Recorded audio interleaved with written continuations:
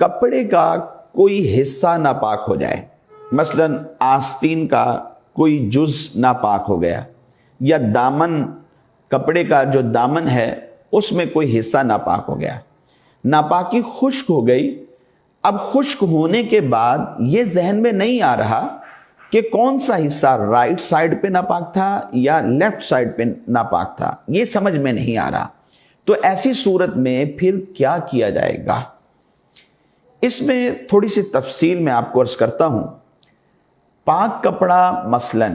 قمیض، چادر یا کمبل وغیرہ کا کوئی حصہ،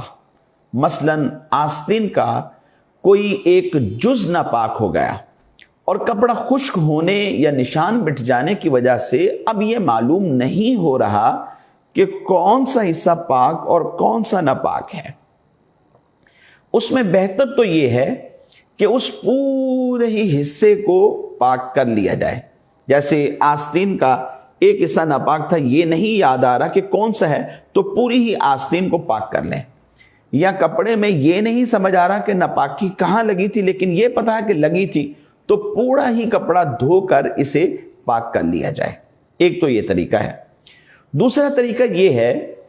کہ کپڑے کے ناپاک حصے کے بارے میں کچھ غور و فکر کریں، یاد کرنے کی کوشش کریں کہ کون سا جز یا کون سا حصہ ناپاک ہوا تھا۔ غور و فکر کرنے سے ظن غالب جس حصے کے بارے میں ہو جائے اس حصے کو پکڑ کر پاک کر لیا جائے، اور پھر اس میں نماز پڑھنی ہے تو نماز پڑھ لیں۔ اگر ایک یا چند نمازیں پڑھنے کے بعد یاد آ گیا کہ میں نے تو اس طرف سے دھویا ہے جبکہ ناپاک یہاں سے تھا،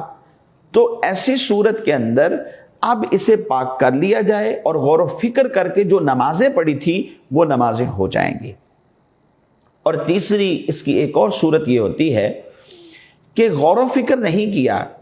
اور یہ یاد بھی نہیں تھا کہ کپڑے کا کون سا حصہ ناپاک ہے، بس خود سے ہی پکڑ کر بغیر غور و فکر کے اس کپڑے کو دھو لیا اور نماز پڑھ لی،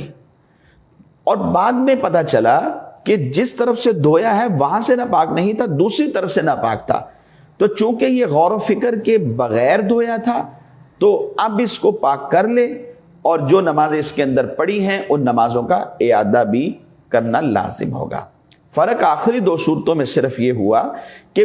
دوسری صورت کے اندر غور و فکر کے بعد نمازیں پڑھی تھی تو نماز کا اعادہ لازم نہیں،